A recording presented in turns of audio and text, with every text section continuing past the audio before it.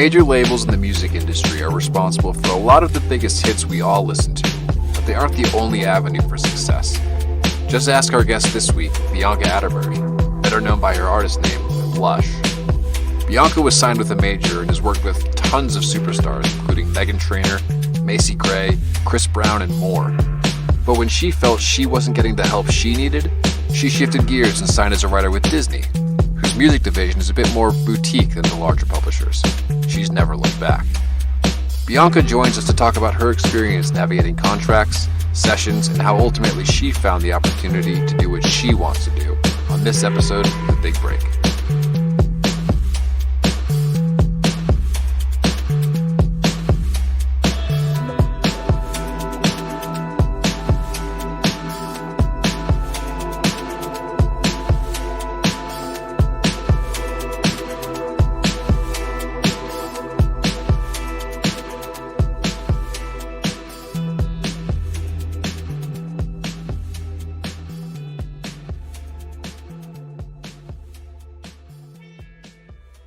I was born in Meridian, Mississippi in 1988. And my mom was in the military, so she ended up getting stationed in New Jersey when I was 3, and we moved there. And from there, when I was 8, she got stationed in Pittsburgh, and that's where I grew up majority of my life until I was 19. And then, music has always been in my life. My mom was a music director and she was always the choir director. So I was always singing, and I've been singing since I could talk, literally. You know, when we moved to Pittsburgh, she put me in a performing arts high school and I got accepted, and I did that for 4 years. So I did a lot of opera and Italian and singing in different languages and traveling and vocal lessons. So when I was 19, I decided I wanted to move to Atlanta. So I hopped in my car, and me and my mom drove to Atlanta and dropped me off at my uncle's. And I lived with him for a little bit while I was figuring it out. I started working in Atlanta. I met my mentor, Pierre Medor. He's an amazing vocal producer, writer, and he really helps me grow as a songwriter. He really taught me how to record properly, how to be in time, how to show emotion and sing with passion and really sell the song and really write conversational lyrics. And really, he taught me a lot. So you had kind of a classical musical education. Yeah. And then you moved to Atlanta and got more of the real world training. Yeah, the career side of it. I didn't really know songwriting was a career until I moved to Atlanta, and people were songwriting for a job. I'm like, what? I didn't even know. I thought artists just wrote their own songs, but they don't. Not all of them. Some do. When you just moved to Atlanta and you said you were figuring it out, what did figuring it out entail? Staying with friends, hotels, just trying to figure out how to move, how do you start this career thing? How do I maneuver? Who do I work with? Where are the people that I need to be working with? Who are they? Trying to even figure out the industry and how it works, who's important, what's important, where you need to be, what you need to learn. It's a lot, and it's a process, and it's over time that you get all these skills and all this know-how. But in the beginning, you're just kind of winging it. You're doing whatever, just working just to work. And then that helps too, Right. And you got to figure it out. It's not like a regular industry where you just apply.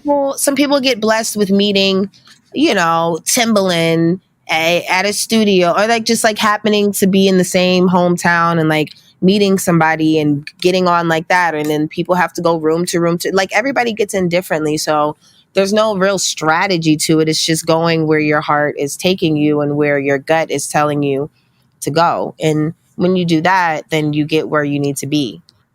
However long it takes. It took me 11 years to get in some of the rooms I'm in now. I've put in 10,000 hours and I'm only in my 31, it's it's a hustle. It's a journey, you know? Yeah. For It seems sure. like it'd be hard to be an introvert in the music industry. No, it's not. It's absolutely common. Everyone's an introvert. We're all weird. We're all like socially awkward. We all do not know how to socialize outside of these scenarios a lot of the time because this is all the human interaction that we get. So I'm very introverted.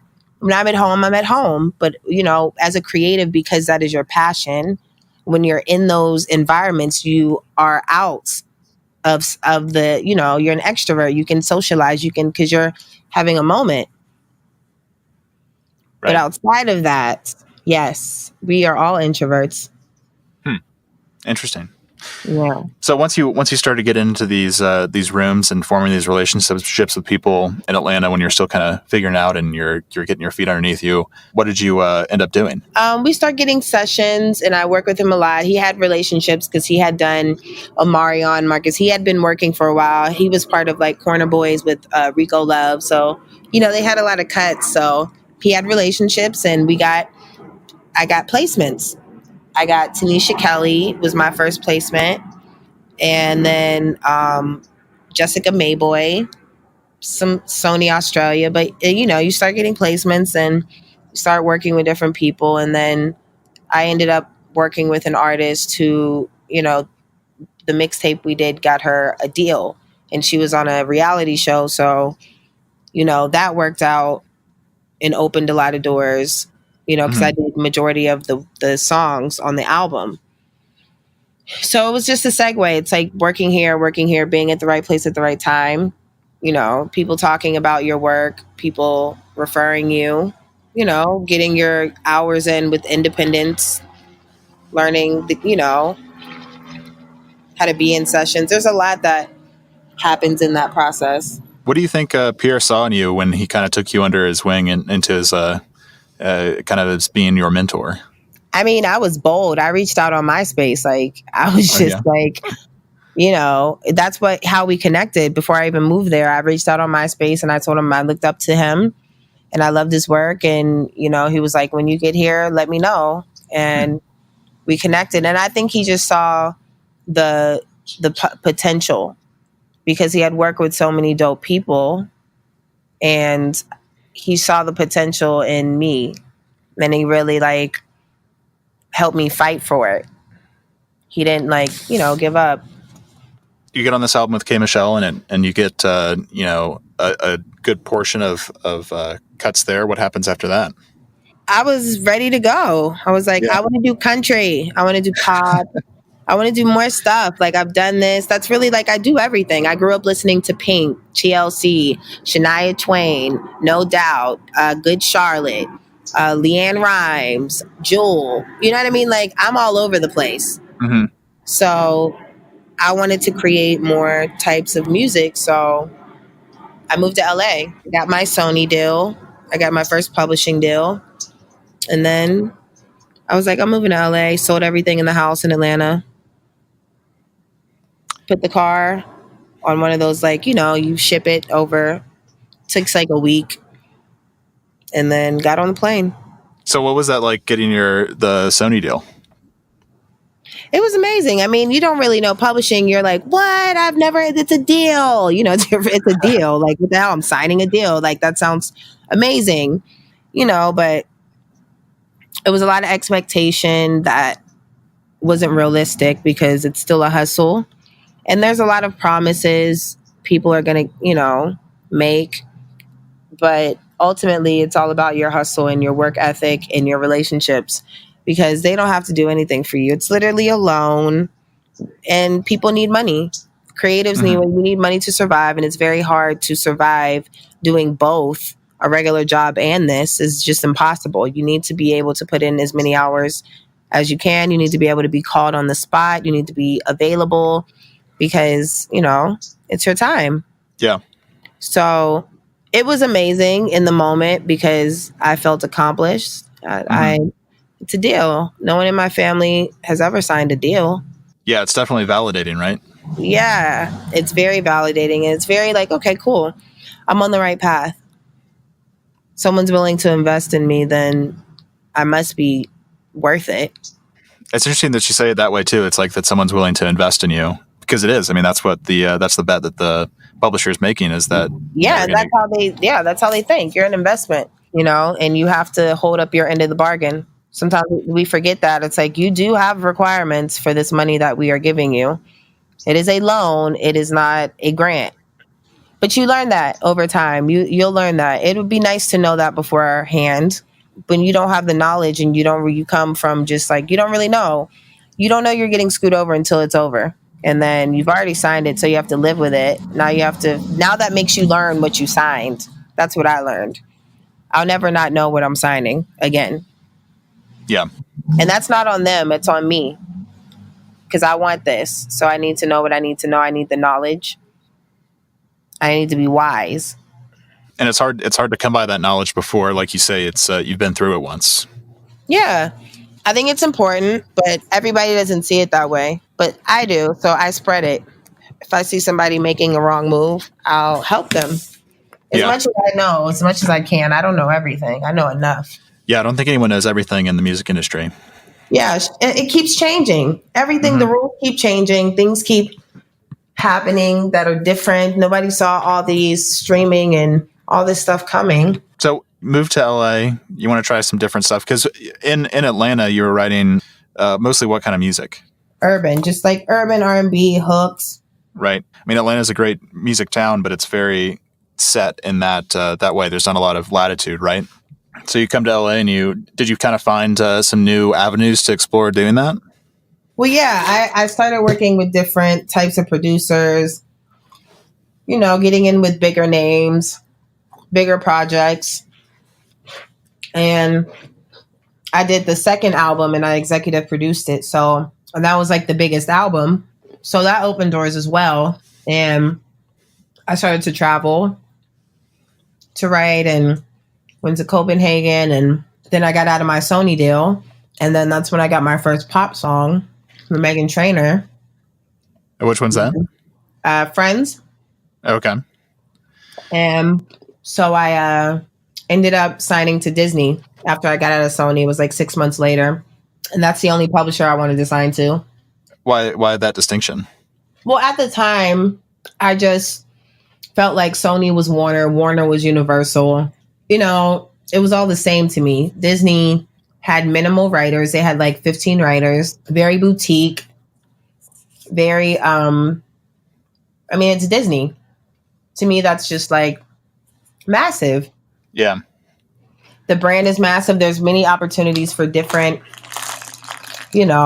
movies and shows and being a part of different, brands that I never had access to. I mean, they have ABC, they have ESPN, they have so many, they own so much stuff, Marvel. So, Yeah. And if they don't have a whole lot of writers, there's tons of opportunity to get into that kind of stuff. That's interesting.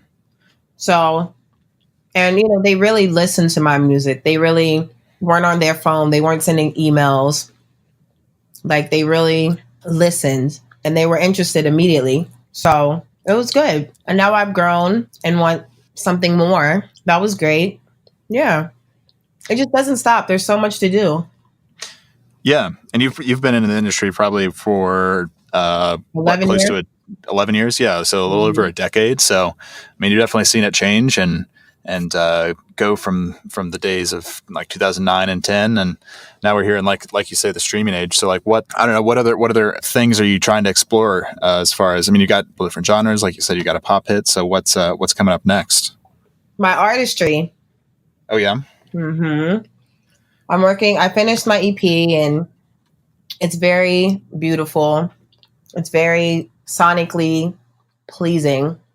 And it's not just because it's mine.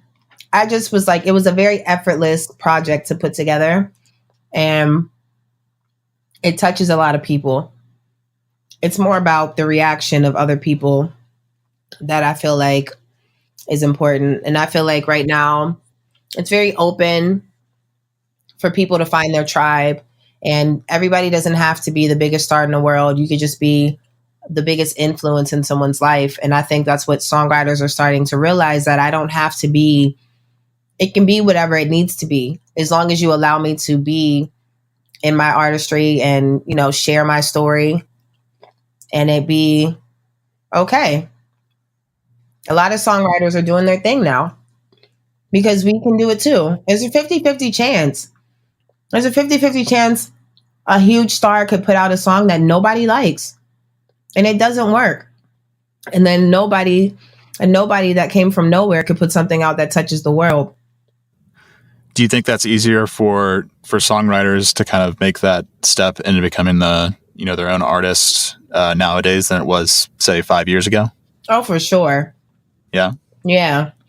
Because we don't need the label. We don't need anybody's approval. We don't need the labels anymore. You let the world decide. The people are choosing who they want. Cardi is a people's champ. You get what I'm saying? Like, she's the people's. They chose her. Yeah. Because they love who she is. You know, people chose Adele. She's nothing like what a superstar, what they would say a superstar looks or sounds like. But we chose her because we saw us. You get what I'm saying? Like, yeah. It's different. They choose you, and you can be chosen by your tribe on your platform. You know, you don't need anybody. There's people on Spotify who have 34 million plays, and I have never heard of them. Definitely. Yeah. Oh, I come across those every single day that, people that have 2 million monthly listeners and it's like, who are these 2 million people? You get what I'm saying? Like, you can't tell me I don't have a place. Just because it's not the place. I don't know. My place is my place. So I'm putting it out. It's going to be received. And I'm excited. Plus now you probably have all these contacts and a reputation in the industry, and you've been in LA for so much support, so much love, so much admiration, and I'm good.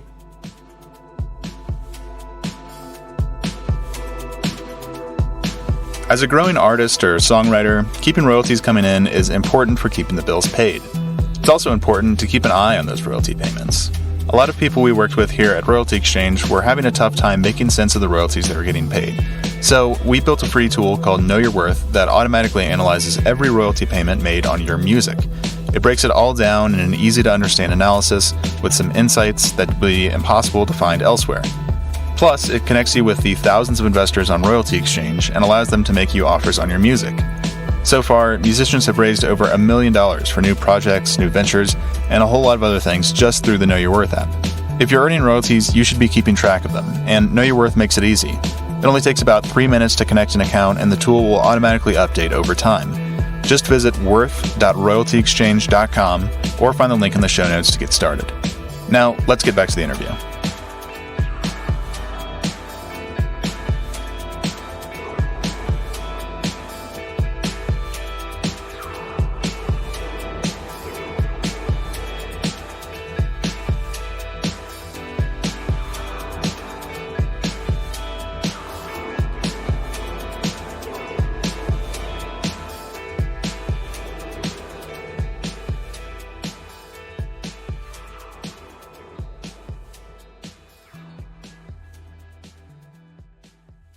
Talk about more about the decision to sign with Disney and how a lot of people, or a lot of songwriters, a lot of producers who get into the industry and they kind of have this goal of signing up with Sony or Warner or one of these big names, but maybe that's not always the best decision because, as you said with Disney, it's like you had, you could take a more targeted approach with your music. They had more opportunities for you, and they can kind of spend more time with you.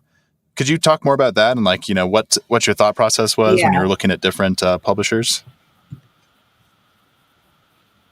Well, when I had signed to Sony, I had a lot of expectations that were unrealistic because I didn't really understand, what a publisher does. A lot of people think it's like management and like a, representative or like a, agent, but they're not. They're more of a bank. And once you get that understanding, unless you have a core relationship with somebody at the publishing company, like you have a go-to person or you and your point person have a really good relationship and a lot of communication, you don't get what you think you're going to get.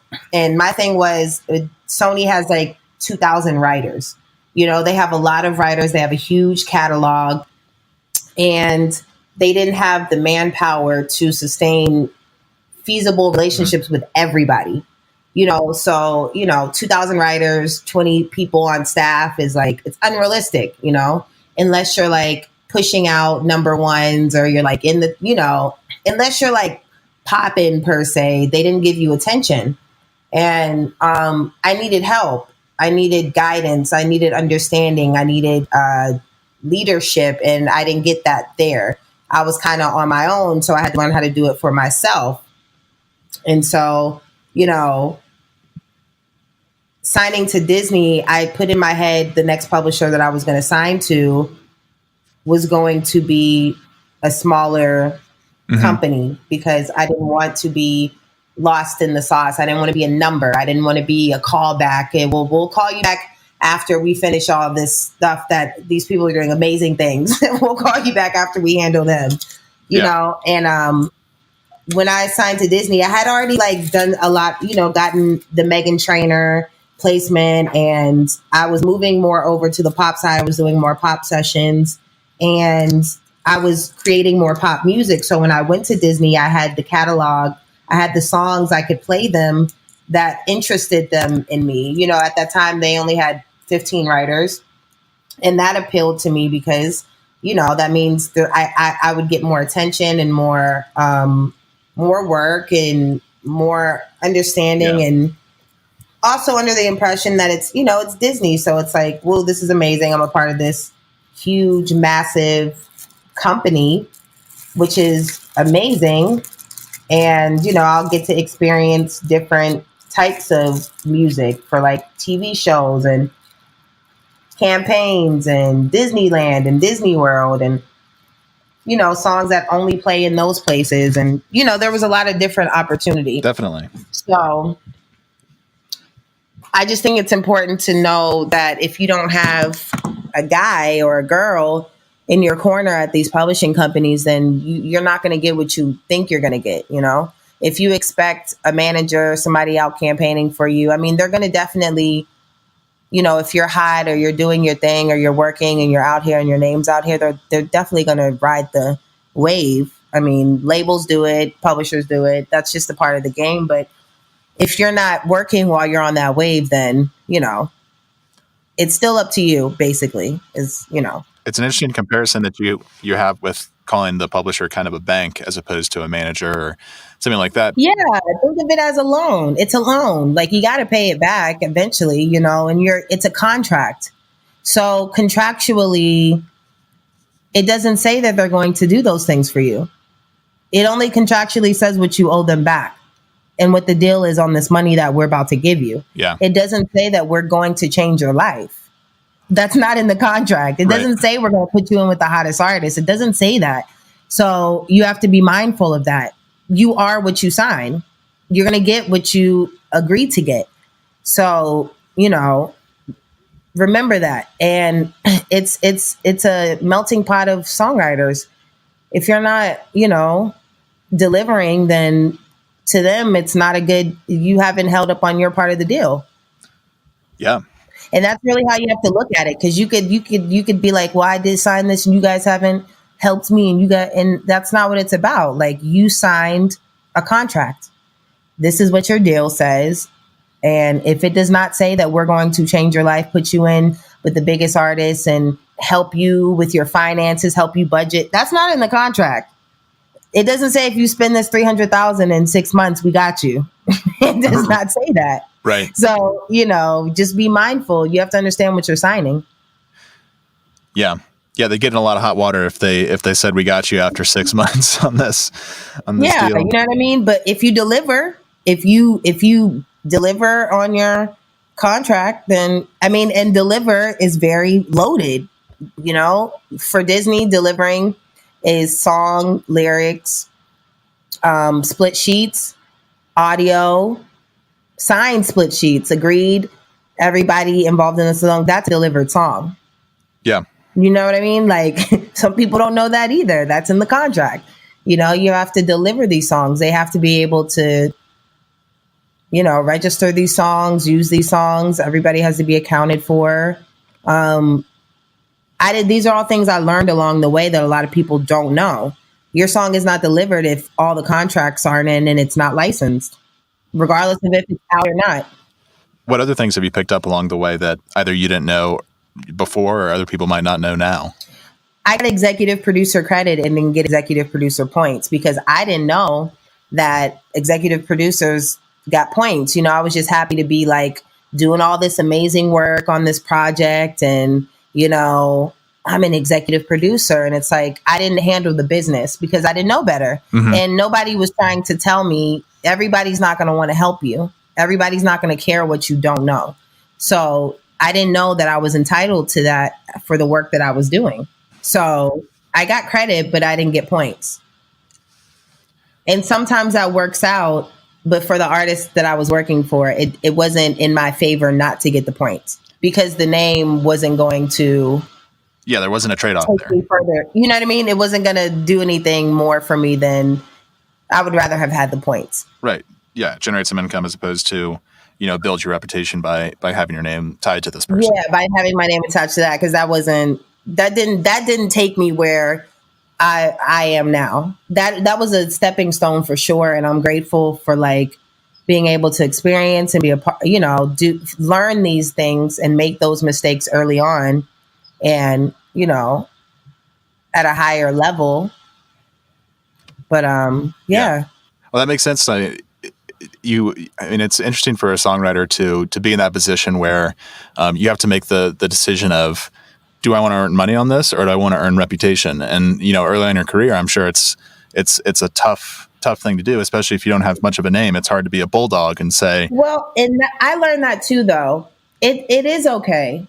Because the thing is, the way you come in, it's okay. You have to be humble, but do not be foolish, because that was foolish of me to get the credit and not get the points in any scenario. I don't care who it's for. I think a lot of the times writers are meant to believe that we only have so much leverage because I don't know.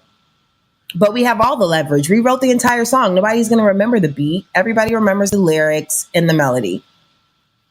If you're like, oh, you remember that song? No one's like, boom, boom, tin, tin, tin. No one does that. Everybody's like, that song that's like, da, da, da, da. You get what I'm saying? Like, we're important. We're the most important, if anything.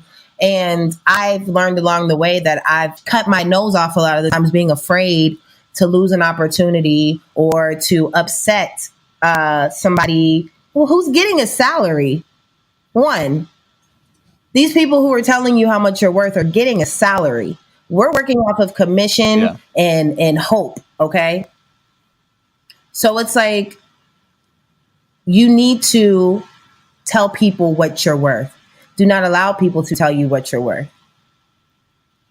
You're entitled. If they want that song, you're entitled to get what you need to survive and to sustain your life and your family's life and your dream. It's okay to charge people. Don't come in the game being like, I charge $10,000 a song, because you haven't worked there, but you deserve something. You deserve something. I don't care if this is your first placement. If somebody wants that song, you're entitled to be able to have something to show for it. And I used to think that I wasn't entitled to that and that I shouldn't ask for that because, they might not. They got a budget for everything else. They got a budget for you. Right. Yeah, it's important that young artists know that too. And it's like you say, I'm sure everyone starts off thinking like, I don't deserve anything, or you got to know what you're worth. Yeah, you have to know what you're worth. And you have to understand that a lot of these people, they're getting salaries and they could also lose their job. They could not be in that position next week. Yeah. That's how the industry works. Things change. Positions always change. People grow out of positions. People lose positions. Other people come in. People's life, things happen in the offices. One thing that doesn't change is what you're doing and what you're contributing. I will always be able to contribute what I contribute to a song. They won't always be in that position though. Right. Yep. So don't be afraid to ask for what you want, because you, at the end of the day, you're the constant in every single one of these situations. Yeah, I think that's you're right on with all that. Now that you've kind of moved into more of the pop scene and starting to work on stuff like the Meghan Trainor song and et cetera, has your like day to day changed? Like what you work on every day? The people you talk to, the people you're working with. Has that changed for you at all, or is it kind of the same? It's definitely changed. Also, the amount of sessions that I do and the amount of people that I work with. I've kind of been through the system and worked with a lot of almost everybody that I've wanted to work with. Not every single person, but you get what I'm saying. I've been in a lot of rooms. So now it's more of like, okay, I want to work on this project. I don't feel the need to work on everything. A lot of the things that come to me are for me and fit me. You have to do a lot of the shuffling through and people understanding what rooms you work in and what rooms. That takes years of people getting to know who you are as a songwriter. I'm at that point now where people don't even call me for certain things. It's just like, Blush is not going to do that, or Blush would be great at that. And I'm at that point in my career now to where it's changed in that way. It's very filtered. Do you think it's just time and experience that gets you to that point? Because I mean, obviously that's fantastic if people aren't going to be wasting your time with stuff that's not going to be good because you're not good for it. Do you think it's just time and waiting for that to happen, or is there anything else that you can speed that up? It's time, it's growth.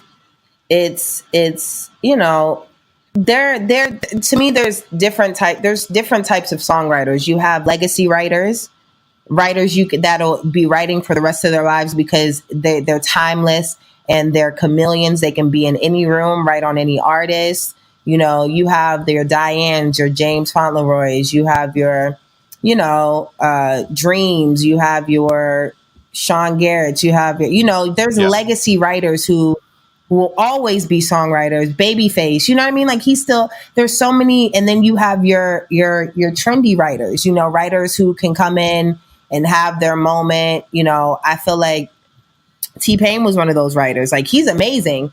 But it was one of those like trendy times, those people pop up and they have their like moment and it's like a vibe. We're in this vibe right now. So this is really vibey and really cool, but it's not a forever thing.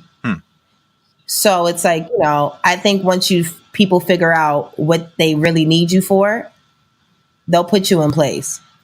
Interesting that breakdown, because there are waves of people that, if you look through the last couple decades, there's 3 or 4 years where there's, you see the same 3 writers on like everything big that comes out. And then, where those people go. And then they disappear because we're over it. You know what I mean? You've drowned yourself out. You've been on everything. You've been everywhere. You've been hyped up you've been put on a pedestal. And then now it's over. Yeah. The next one comes and it's like, oh, well, this is hotter than that. And we're over here. But it's like Adele is, the legacy songs, the songs that we really care about and feel and take to heart. A lot of the stuff is just in our heads, but the songs that are in our hearts, those are the ones that we'll be singing forever, that will be playing forever. It's different. Yeah. We know the difference. Everybody's having a good time right now, but people are also really still buying into pain and real shit. Can I cuss on here?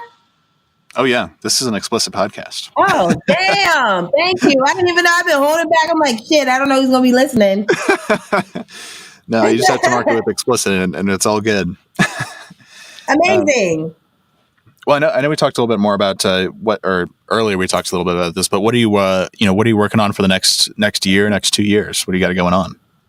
I'm working on a couple things I can't talk about right now because I had to sign not to talk about it, but it's amazing. I'm fucking excited. Like I'm getting great work and just like things that I've always wanted to do, opportunities I've always wanted. And then also my project is just, I'm excited as hell about my project. It's such a beautiful project, not because it's mine, but just because it's just the way that it affects other people when they hear it. And just like me having that freedom and being able to be creative in my own words in my own way is amazing. Hmm. And all the artists that I'm working with, I'm very excited about because it's like new artists and artists that I've always wanted to work with. And I'm, in a position that I've prayed for and waited for and grew for and fought for. So it's like, I'm excited. Yeah. And yeah, I have all this knowledge that I just want to give to everybody, Yeah. When you get excited about stuff like that, do you find yourself working more or working harder or trying to get, keep the ball rolling, or is that kind of how you keep Oh, your? always. I'm Yeah. always working. I'm working on Thanksgiving. I'm working, you know what I mean? Like when it makes sense, it gets done. Hmm. I'm doing I still do independent stuff. I still do like commercial stuff. I still do background choir stuff. You know what I mean? Like I do everything. I still want to learn about everything. Yeah. So I'm never not, I don't do anything I'm not excited about. That's good. I think, I think when you're first starting off, you kind of have to do some stuff that maybe you're not excited about. But once you get to a point where you are currently, it's Yeah, like, you can you pick don't and know who you choose. are. Yeah.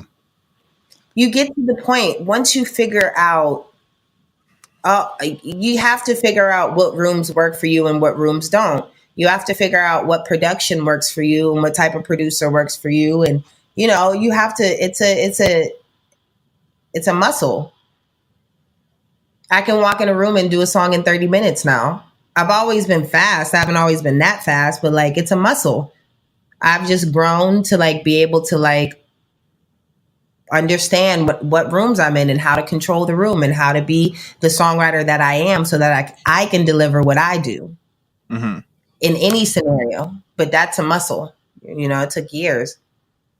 And it's confidence. It's like once you know who you are, then you're confident in that shit. When you walk in the room, can't nobody tell you shit. I know what I'm doing. It must be a nice feeling to be able to walk into a room and have people know that you know what you're doing, and not to be in need of help.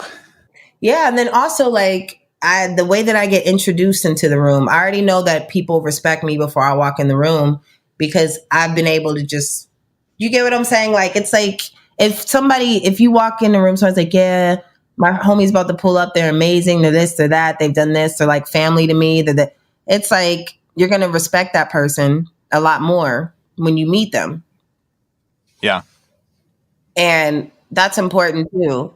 The energy you bring to the room, what people think about you. Not that I really give a fuck what people think about me, but I would like for people to really like me. And it be on some real shit, not on some like me because I need you. People can see through that, Energetically, you get what you give. All the sleazeballs hang out with each other. It's like high school. The jocks hang out with each other, the cool kids, it's a high school cafeteria. That's what the music industry is. I've never heard that comparison, but You just have to figure out what table you're at. I'm sure you're right about it. It is. Yeah. It really is. You just have to figure out who you're sitting with. Right. Well, I'm glad you got some exciting stuff coming up. Is there anything else you wanted to mention? Have you had any advice for, people starting out in the industry and maybe back in your shoes or a few years ago when you didn't really know anything, and anything to close on? I just think it's important for whoever, if you want to get in this business, I know there's no college course, even if you go to a music school or whatever, there's no course for this shit. And there's no book for this shit.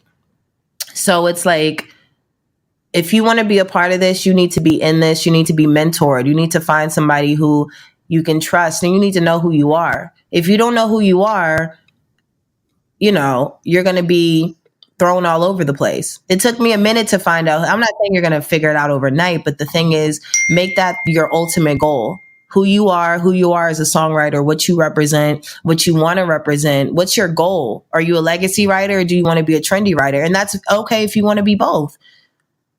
Both of them could be legendary. It's just all about what you want. And if you don't know what you want, then it's going to be a crazy road. At least know the business. Know about the deals. Ask people what kind of deals they ask questions, and don't be afraid to look stupid. Because I wish I looked stupid a long time ago and asked the right questions. Yeah. You know what I mean? Don't be afraid of anybody except God or whoever you answer to.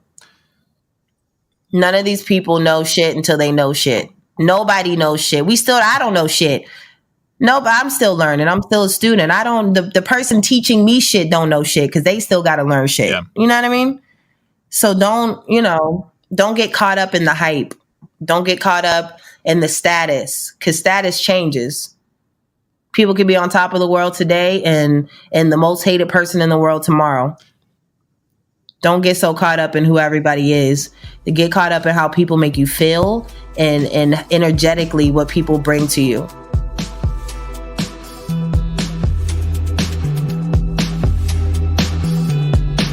Thanks for joining us.